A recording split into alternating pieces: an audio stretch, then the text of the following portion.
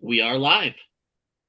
Good evening, everyone. Welcome to our first inaugural edition of Tea with Dr. Z, a space where we come together as a community to have open, honest conversation about our schools, our students, and the work ahead. I am Dr. Isiomara Herman, Superintendent of Amherst, Pelham, and Amherst Pelham Regional Public School Districts, better known as Dr. Z. And I'm grateful to have you join us in this wonderful space of connection, conversation, and community. This series is grounded in a simple but powerful belief. When we commit to teaching all our students, we must be willing to meet every student where they are and ensure they have what they need to thrive. So tonight's conversation reflects that commitment. We will be focusing on how we support our multilingual learners across our district. And I am joined by none other than Ms. Celia Sinikowski, whose expertise in this work guides how we serve and uplift our students. Hi, Celia. Hi, Dr. Z. Hi, everyone. Glad Hi. to be here tonight. Thank you. So together we're going to discuss our multilingual learner program, support for English language learners, and take a deeper dive into our Caminantes program. And community, this is not just a presentation, it is a conversation. So towards the end, we will have a live Q&A. So go right ahead and drop your questions into our YouTube chat. Thank you for being here this evening. So Celia, I'm going to jump right into this. Um, so we're going to talk about our MLE program in the district and just get like a foundational understanding of the goal, like helping families understand what exists and what matters. So can you start by explaining to me or to the community what we mean by multilingual learners in our district? So I have the privilege of directing and overseeing several departments. One of them is the English Language Learner, or ELE. Sometimes the acronym is ELL as well. And those are for our English language learners. So students that come into the district whose second language is English. They speak other languages. And so how we identify them, we go through a whole process. And I also oversee Caminantes as well, the dual language program for Amherst. So the community, we know about individuals who English is their second language. And my question is like, what does the MLE program look like? We serve three districts. We have two elementary districts, the Pelham Elementary and the Amherst Elementary. And then we have the region, which is 712. So what would our MLE program look like in our K-6 programs versus our region programs? So let's start off with how we identify students. So the process, we have to make sure that we support all students wherever we have to meet them where they're at, support them where they're at, provide them services if needed. So when students register into Amherst at the Family Center, at the registrar's office, families, caregivers, they fill out a form, a Google form, or it could be paper or online. And that form has a lot of information on it. Now, one of the questions that they ask is, do they speak another language? Mhm. There's a series of questions. So it could be, does the student speak another language? What language is predominantly spoken at home? Do they have grandparents that speak another language? Because that is a factor as well. Did they Mhm. come from another country? When that get any of those choices, their names get placed into a spreadsheet, and that's a live spreadsheet. So, for example, I received like six today, just alone. And at Registration time. the registration time. And as I get that information, I need to be able to identify whether that student is an ELL student Hmm. or they're not. And we do that by testing. So we give them the WIDA screener. And the Mhm. WIDA screener, we test them in the four domains: reading, speaking, listening, and writing. And that test will determine whether that student is proficient in English. And if they're not, then we have to determine how many minutes of services or service do they receive a day in order to reach proficiency in English. And so we do that at K-6 and the region. Yes, K-6 and the region, all students. So when students are identified as needing services or minutes in each day, what services are they eligible to receive and what does it look like? So when we identify, so the process of identifying could get a little tricky because sometimes students were born here in the United States, And but they speak another language at home. That's kind of a filtering system. We need to be able to filter whether that student really is proficient. They might tell you, I've spoken English since birth. I really don't need Mm, services. But we still need to test them because we need to make sure that we are following the procedures that the state tells us to follow. And so we still will test that student. And once we test them, and it goes from levels 1 all the way to 6, it will determine how many minutes. So once a student, let's say that they get a level 2, right. they will, one is newcomer, a student that has Okay. just arrived here, and then they can place out when they reach a 4.2. If they are at a level 2, that's going to tell us that they need 2 periods of services per day. Mhm. And then depending on the school, we will have with the ELL teacher, with the classroom teacher, we will determine how we're going to provide those minutes per day for that student. So Mhm. it might look like we might have them for a long block during the day, or sometimes we may be able to provide them services in the morning and then in the afternoon, depending on what's going on in the school and the student schedule. Do we provide services in the classrooms? So that would be push-in because Okay. so for people that are not familiar with the language, push-in is when the student is able to access curriculum and they just need a little support. Then the ELL teacher will go into the classroom and provide support. Now, when they are newcomers or they are new students or new to our district, new to our country, we will do pull-out services, and that is more in a small classroom setting with the ELL teacher, maybe a few other students where they're getting provided with explicit English instructions. It could be phonics, it could be reading, it could be writing, depending on the level of that child.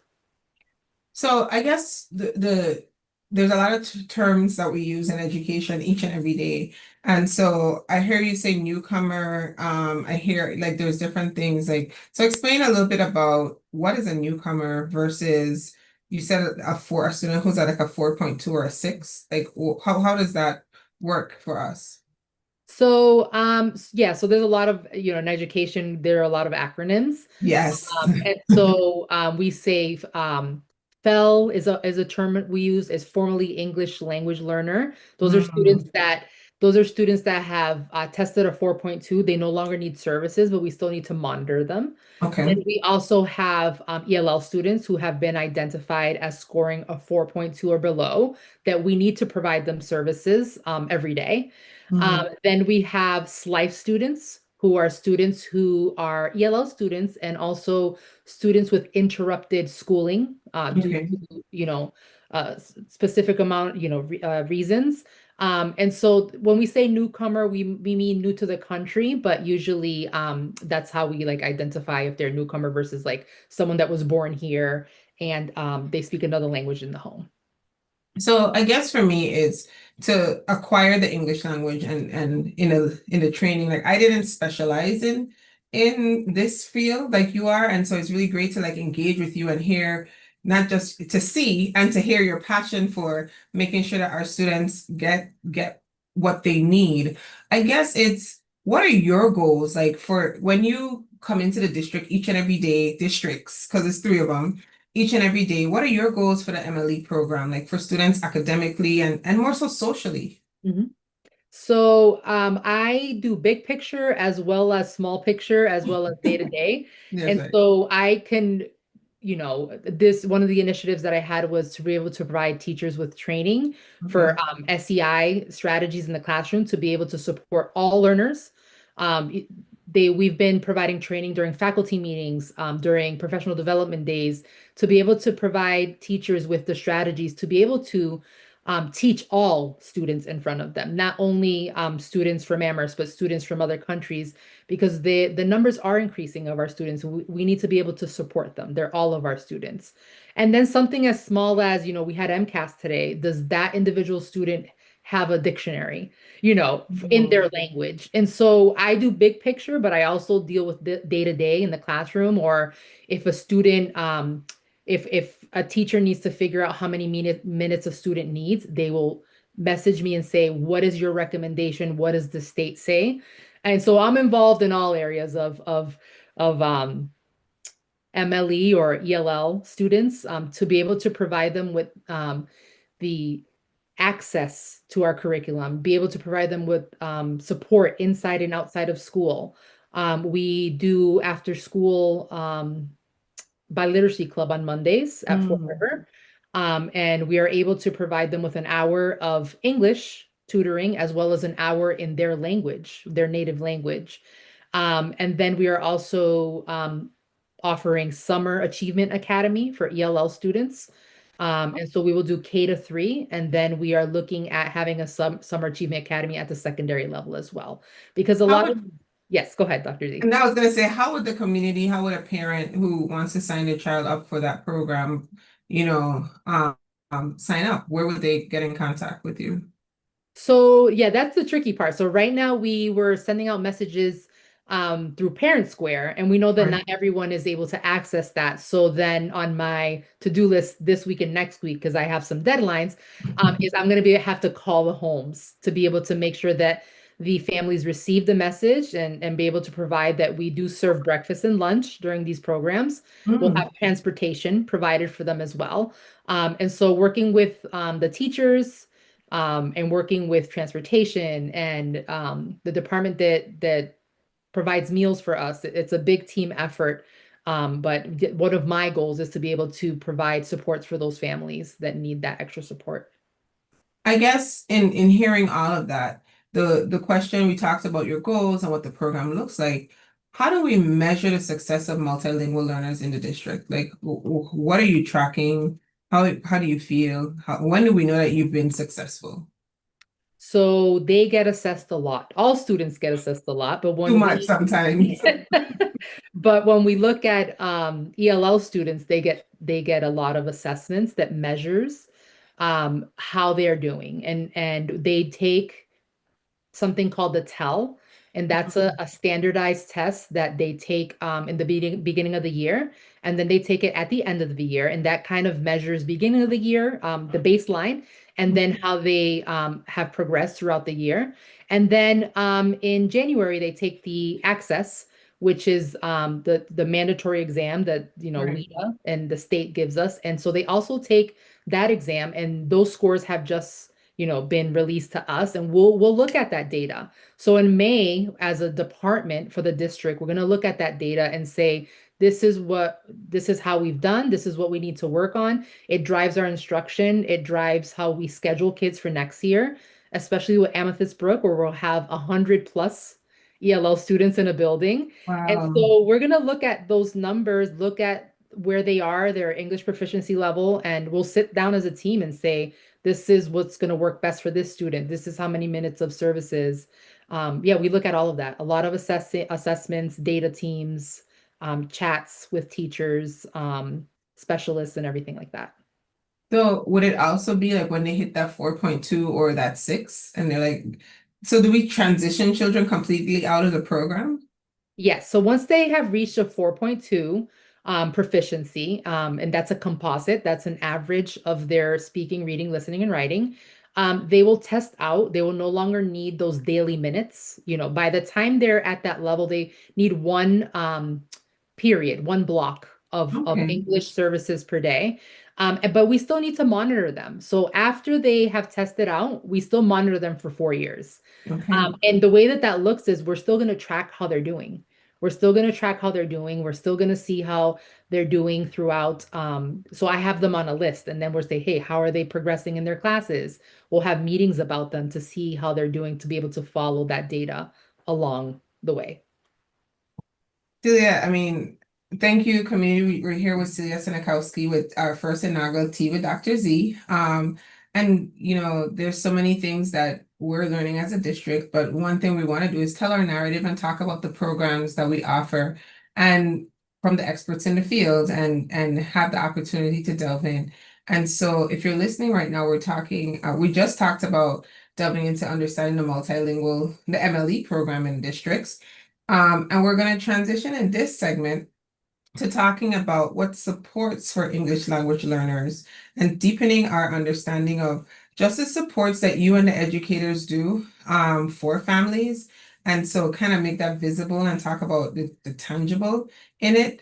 Um, and again, it's very hard for me to sit here and act like just a host when I know a lot, but it's even better to just hear it again from you. So I want to jump in with You know, everyone knows that there's a classroom teacher, and we talked about having the supports routine push in or pull out in there. So tell me a little bit of how do general education, the classroom teachers, and our MLE specialists, our ELL teachers work together to support students? Like, what does that look like? Is there planning involved? You know, can you talk a little bit about that? So it really depends. So ideally, they would have a period of time throughout the day or the week where they can sit together because it really is a team of people. So Okay. that classroom teacher needs to know what the ELL teacher is doing and vice versa.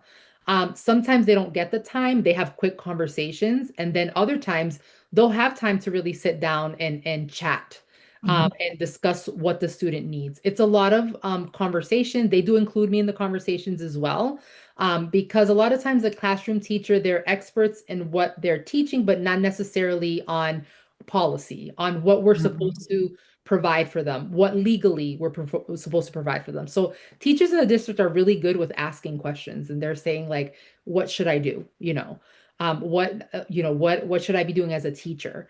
And so, yeah, the relationship between the ELL teacher and the classroom teacher is very important. So ideally, it would be time to plan and time to look at data to see how they can best serve the students. So we have two curriculums. We have the curriculum that the district has, which is magnetic, and then we have an ELL curriculum in Amherst, which is called Reach Higher. Okay. And then we're currently looking to purchase curriculum for the secondary level, which in a few weeks we'll be deciding that. But the Reach Higher really provides that curriculum for our ELL students. And so the language supports, it has science and social studies. A lot of times those students cannot access the curriculum in the classroom. And so with the classroom teacher. And so that's when the ELL teacher has the chance to pull out that student to be able to teach language and content. Mm. And so, because the two are very important, where the classroom teacher, they're the expert in the content, right? Whereas Yeah. the ELL teacher is the expert in the language as well as the content. So that's how we do that as well. So yeah, planning time, getting together, data chats, where we'll be able to look at individual students, also with assessments, also with social emotional behaviors, right? A lot of our students that come from other places, that's another factor as well. They're getting used to our culture, our country. It's really a multi-tiered system of how to provide services and support for our students. I guess when we talk about the English learner or the MLE program, we're talking about language acquisition, not solely. So hearing you talk about content, it's not that children don't know, like they may come in high school and it's not that they don't know algebra. It's Mhm. that the fact that the language is the barrier for them to be able to explain themselves. So I guess for me is how does the language acquisition or development look like across the grade levels? And I know that you talked about it's about where they are, if they're a newcomer, not newcomer to school, but newcomer to the language, or they have some learning. How does is the scale matter, or does it like where does it hit with acquisition? So we have to activate prior knowledge, background knowledge, because I'm glad that you brought that up, Dr. Z. A lot of times when students come, especially when they're a little older and at the secondary level, they already know algebra. They already know geometry. It's not that they cannot access the curriculum, it's the language piece. So that's when we try to, when they first get here, that's when we kind of pull them out so they can get enough English to kind of go into the classroom. So the ELL teacher will pull them out for a little while, right? They still need those services, those minutes that are mandatory, right? Right. But the classroom teacher, whatever subject that classroom teacher will be teaching, you have to figure out and kind of extract that. And that's where your relationship with students comes in, right? They also recommend that you kind of have a little interview, either with an interpreter or on a document, where the student could really share what they already know. Because they will already know these skills, right? So math is math, right? They're going to learn, they may learn it differently than how we teach it here in the United States, but it becomes a little easier where the teachers will now have to use their SEI strategies, right? So how can I allow this student to access this, right? They're going to provide captions. They're going to allow have a dictionary, images. They're going to give students more extended time. So that's something that I've been working on as the director with teachers on. I model lessons for the teachers in the district as well on how to be able to, for those students that already have the background knowledge, how could we have them access that curriculum just by using different strategies in the classroom? So it's really good to hear, like, because a part of the DESE requirements for teachers is that they have some level of SEI endorsement. Mhm. So even a general classroom teacher has an understanding of SEI strategies to get their license, right? And Yes. so administrators as well. So everyone has some understanding. They may not be their day to day, but they have some understanding around some strategies. And I just recently learned some strategies too. I took a wonderful course. Um, and so it really helps us to delve deeper. And then I firmly believe that, for a child to succeed, it's the school, the community, and then families. So how are families engaged and supported in just like supporting their child's learning journey? Because for many of them, they don't have the language acquired either. So we have the Multilingual Parent Advisory Council that meets Mhm. once a month. And so we meet monthly online. And the parents come and it's an open space where we have topics that we cover from an agenda, but then we give them time to share what their struggles are, where they would like support. It could be something like they wanted a time to meet more students that speak their language. Maybe their child is lonely and they would like to create a play group or maybe a reading group at the library in town, right? It could be something like that. Or maybe their child needs more support in math and we need to provide an after school program for these families. So that's where it's a space where we kind of cover district-wide initiatives, things that are going on in the district, but as well as a space for them to be able to share any concerns, any questions, and we usually address it right away. So if it's an issue at a school or a program that they want implemented in our district, we try to follow up pretty quickly. So that means monthly, from 7 to 8, and it's usually on, yeah, Max Clements, Okay. who is our biliteracy coordinator, our CELA biliteracy coordinator, and I facilitate that meeting. I guess, we should have started off with this question a little bit earlier, and I'm jumping into it now. Around how many languages do we serve here in the districts? Oh, a lot. I don't know the number, but we have a lot of, so it's interesting enough, we have an interpreter course happening right now. And so Oh, we're currently in a course where we're training in the district interpreters so they'll be able to interpret during special education meetings, okay. during parent meetings. And Amherst actually they told us the hardest courses, languages to find. So Really? we had some interpreters that were studying Turkish and Korean Um, and Arabic. We have Tigrinya and Farsi and Haitian Creole. And so we have a lot of languages in our district. Spanish is the most common, but we do have a lot of languages, a lot of diversity. and to be an interpreter, you have to have a certain level of certification according to DESE too. Yes, and so there are certain levels. So there's so tier one, the state kind of provides an online course that you take and you kind of go through the modules. Tier two is just like parent communication between the families. And then there's an extensive one that after they complete tier two, tier three is more like specialized interpretation through special education meetings through that coursework. So when we interpret for families, we do different meetings. Do we also do written interpretations, like We do. letters? We We do do. letters, so that's something that we have to provide. And so we outsource document. So we have in-district translators because translator is written, interpreting is speaking when Okay. you're doing. And so we have in-house translators that do documents, and then anything that we don't have, we outsource to UMass Translations, Okay. and then another company as well. So, you know, community, we're delving into our MLE program, our ELL, how do we support our English language learners? And we're talking about the good stuff, but our job in a district comes with some challenges.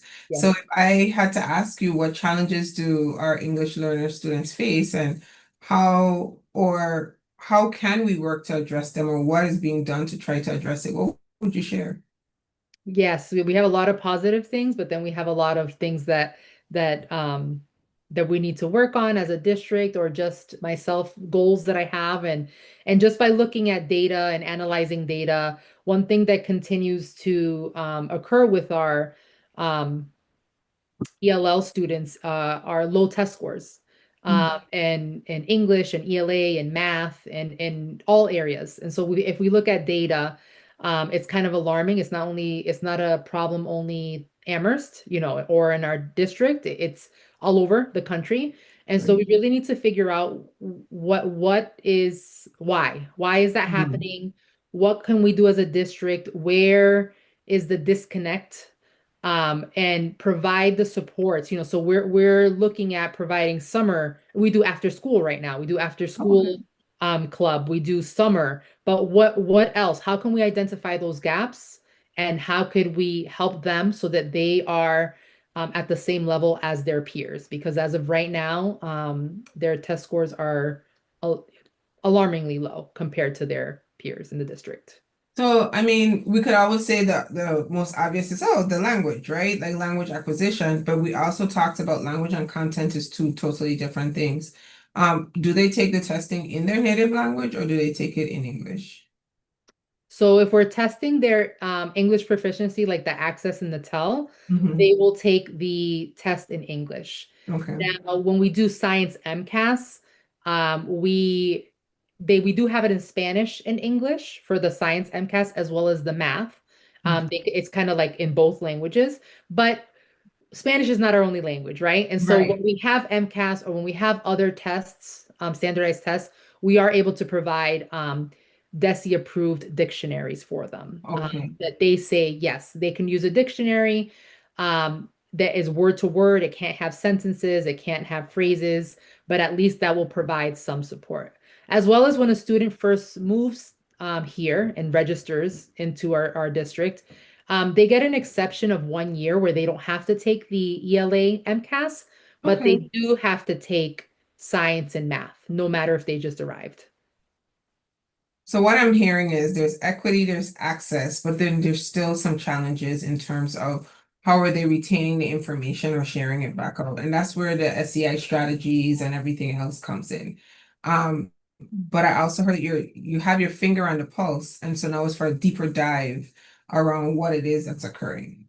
Yes, we need to take a look at socioeconomic factors. We need to take a look at political factors as well as the state of what's going on in our country and in our districts. And there are a lot of other factors that play into why students are testing or doing the way they're doing in school. And so those are things that as a director, I would love to identify those gaps to be able to provide those supports, come up with a plan to be able to close those gaps because it is more than just testing. It is more than just language, it's more than content. There's a lot more that we need to identify.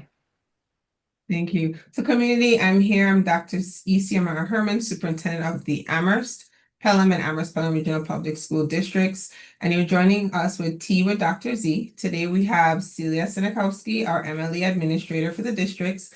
And we're talking all things MLE, ELL. And now we're about to transition to our third section or segment, which is about our Caminantes program. And we want to address interest, questions, and some misconceptions here. Community, please drop your questions in the YouTube chat. We definitely would want to share and answer those questions as they come up. So Celia, I think I want us to talk about just like from the lens of equity and program sustainability and just what's happening. This is a big transition year for Amherst. We're going from 3 physical buildings to 2 buildings and a program in the middle school. The 2 buildings are going to be K-5. The majority of our programs are going to be in Amethyst Brook. And then we have our sixth grade Chestnut Street Academy. So things are going to look just a little bit different. There's also the conversation around the possibility of how can we serve our students for Caminantes when they come to the region? Because again, it's three separate districts community. So Caminantes is an Amherst elementary program. The region serves four towns: Amherst, Leverett, Pelham, and Shutesbury. Pelham, Leverett, and Shutesbury don't have a Common Access program, but I think they do have their own version of language programs, I hope. So let's start off with talk about what the Common Access program is. And this is Celia's really like first year in the district. So this is coming from your new lens, what the Common Access program is and who we serve. So, Caminantes program, we're excited. This is the first year where the sixth graders would be the first cohort to have completely, since kindergarten, gone through the program. And so, Wow. since the beginning of the program, there's been a lot of changes. Originally, the program was 50%, 50-50, which those of you that are not familiar with dual language, 50% of the day is in English and 50% is in Spanish. That's how the program started. Okay. We now have changed our language allocation. And so kindergarten through first grade, 90% of the day is in Spanish, 10% in English. Next year, grade two will be 80% in Spanish, 20% in English. And then 3 to 6 is 50-50. And so that means that 50% of the days in Spanish and 50 in English. We're collecting that data. So right now we have the data for the sixth graders, right? How much have they learned? Like I said, they have a lot of testing, a lot of assessing throughout their career in dual language during their time. And so we're able to take that data and say, like, this is how it worked in the 50-50 model. Just by us going into the classrooms with the 90-10, the students are learning a lot more quicker because they're 90% of their days in Spanish and 10% in English. And so even the siblings where they have older siblings who are only in 50-50 and their siblings, the younger siblings are in 90-10, they're saying that their younger siblings know a lot more Spanish than they do. Really? Yes, because it's all in Spanish. Yeah, so we're really excited that we are able to collect the data. We have wonderful teachers in our program who are really dedicated to this program, and people in the community, parents and caregivers who really advocate for this program, They and it's do. really important for our community, right? It's a lot of times people will move here just for that program. And they move here, it's not always guaranteed because it's a lottery system. Mm. And so we have 40 seats available. The reason why we started this program and why a lot of dual language programs exist was to raise the scores of our Latino students. And Okay. so the reason that we have this program is because students will come into the school, they will learn English, but at the same time, they would be able to keep their language and their culture at the same time. And so, in the past, we haven't had that many Latino students in the program. We really try to keep it 50-50, but those are the families that we really try to target to be able to close those gaps, the ones that we talked about previously with about our ELL students. And that was going to be my next question because I was like, is Caminantes only ELL students for the No, community? No. So we no. have some individuals who are like English natives whose primary language is English in the program. And then we have individuals who their primary language was Spanish. Yes, and we have a two-way program. So what that means is that when you have 50% English learners and 50% Spanish learners, they're learning from each other. And so the English speakers are learning from the Spanish and the Spanish are learning from the English. And it's really beautiful to see because even if you go into a classroom, I'm thinking of second grade right off the top of my head, is they were doing a turn and talk, and one of them was doing it in Spanish, but the other one was answering in English because they're Mm. learning from each other. One of them was a native Spanish speaker who had just moved here from another country, but was able to communicate, and the other child was able to communicate with them. And so that's really the goal of our program. They're really learning from each other. They're learning about biliteracy and they're learning about academic and content and language at the same time, and then they're learning culture, and it's a beautiful thing to see. So tell me what I know what I've heard, and Yes. but I want to know what have you heard in terms of feedback from families and staff and the community about Caminantes? Oh, they love it. We had an event on Thursday, this past Thursday. So, we only expected about 75 people. We ended up with And it was 200. packed. Yes.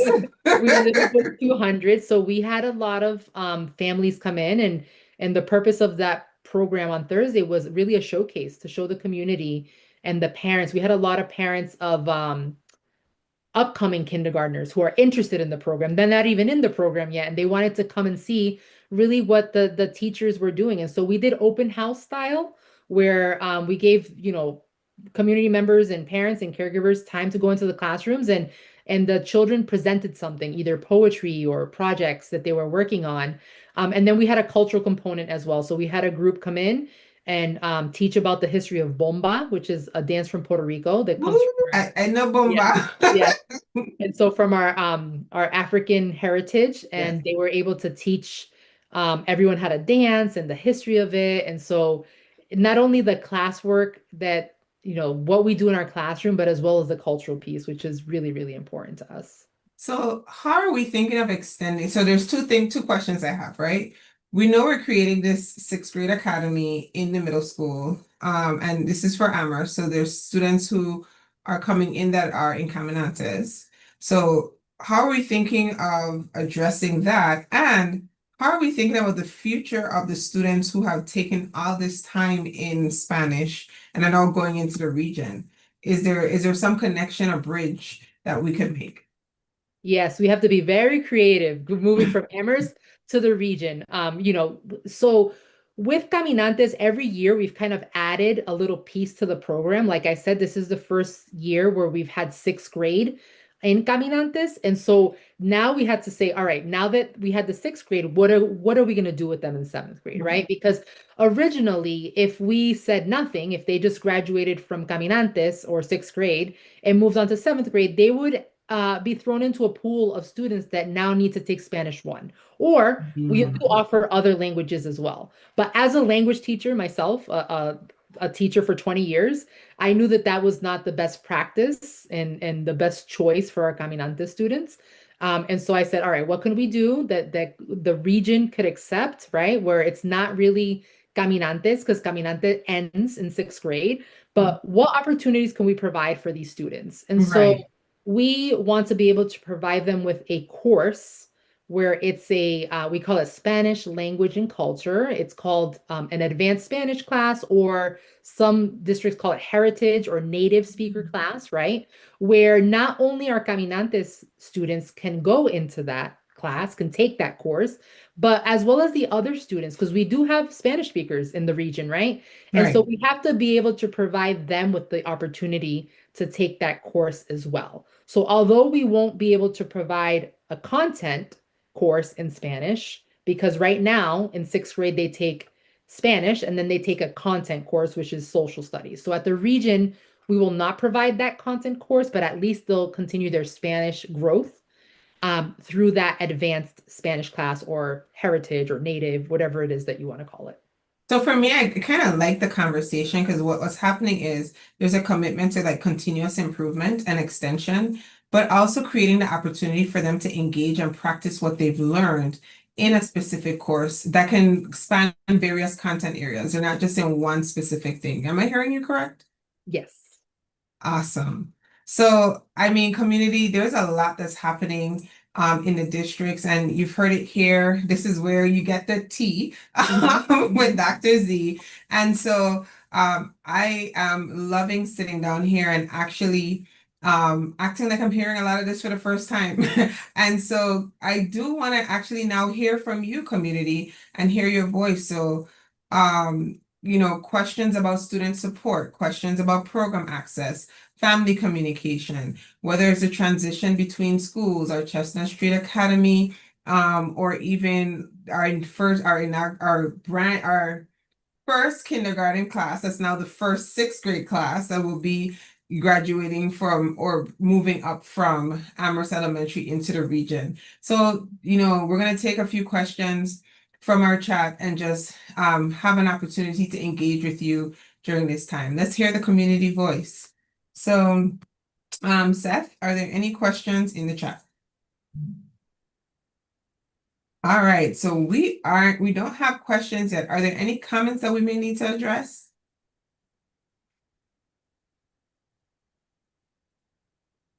All right, so we can keep it going. Yeah. Um, I guess my question for you, and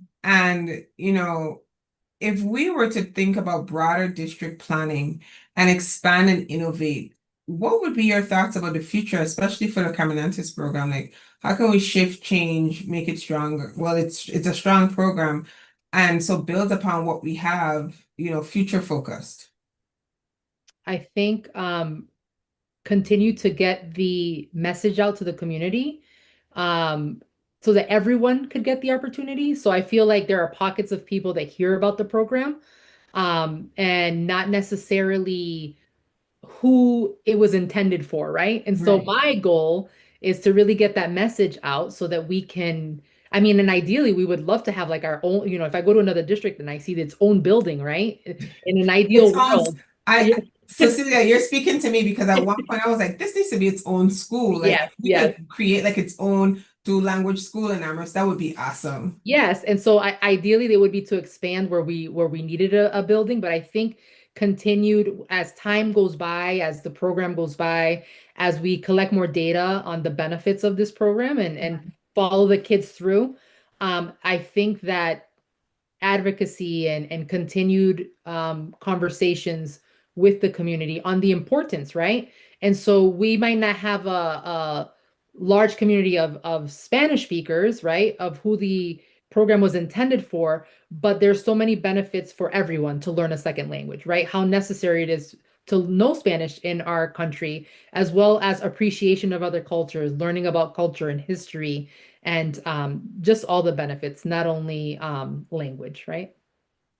You're correct. So I'm going to ask you a question and then we're probably going to close out because we only have about a few more minutes left of the show.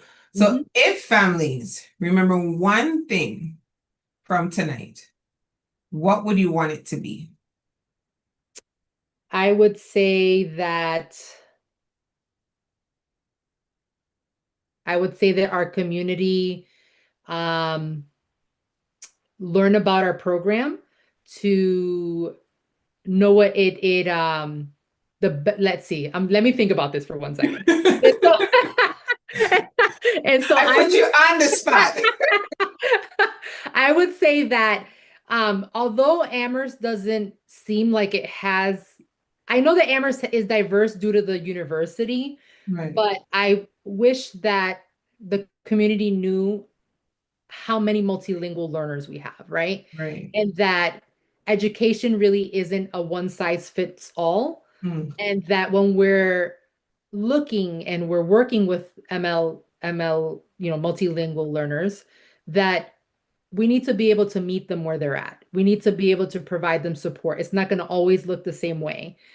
We might have to schedule them differently. We might have to provide services in a different way. We might have to create time and space for teachers to meet at a time where it's not normal because we still need to be able to provide support for these students. And so I think, if anything, that those students are here, that they need Right. support, and that the number is larger than people think, right? It keeps growing every year. And so how can we support those students in our community? That's what I would share with everybody. Thank you so much, Celia. Thank you for joining me this evening on my first inaugural Tea with Dr. Z episode.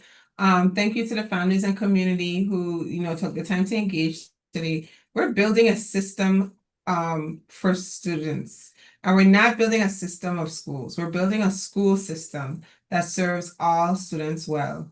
I ask that you tune in, not just to our ARPS tube, but to our arps.org website. We share a lot of information there. We also share information through Parent Square. And so we're going to continue to engage you. This informational session will continue to run weekly to try and just engage you in different topics, programming, and options throughout the district. And so I would like to say thank you for joining me. Thank you for having Doc. me. Yes. And so, community, I am Dr. Ziomara Herman, Superintendent of the Amherst, Pelham and Amherst Pelham Regional Public Schools, saying have a great evening and thank you for joining us with Tea with Dr. Z. Thank you. Thank you. Have a nice night.